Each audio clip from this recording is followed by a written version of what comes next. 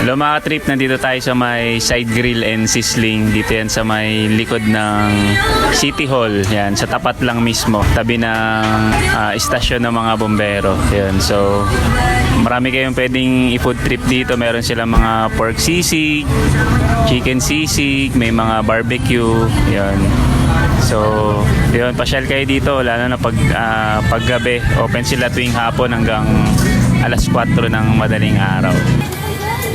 Anong dress? Sarap mga katrip. Hinintay pa namin yung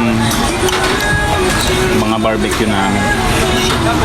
So, tabi natin yung kanin para sa barbecue.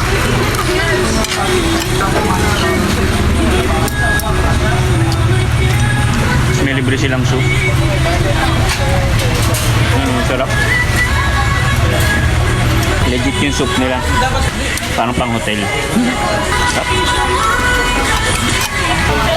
Ang gulamang. Sarap mag food trip lalo na maambon.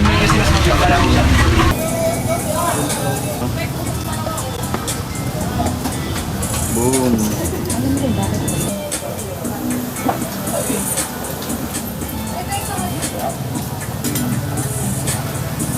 Mga trip.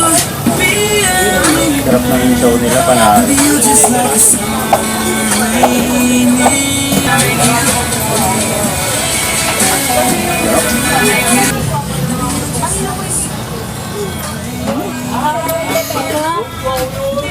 Sarap guys, panalo.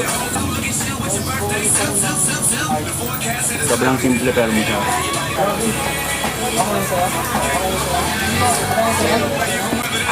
Suha. Yung sisig kanka 119 pesos. May java rice, may itlog, may sisig. Sobrang sulit.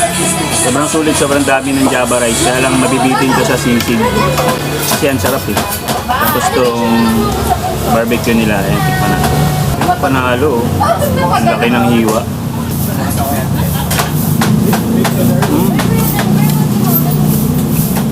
Sarap. Ang dami nila ng sauce. Sa sauce parang ulam na. Tinalo nila yung Jollibee sa sauce. Sa gravy. Tender juice. Kung gusto nyo mag-food trip sa gabi, dito lang yun sa may likod ng City Hall. At yung sisig nila, may kita mo talagang ano. May ihaw. Kaya may lasa siyang ano. Smoky flavor. At ang grilled. Tipor lang ba?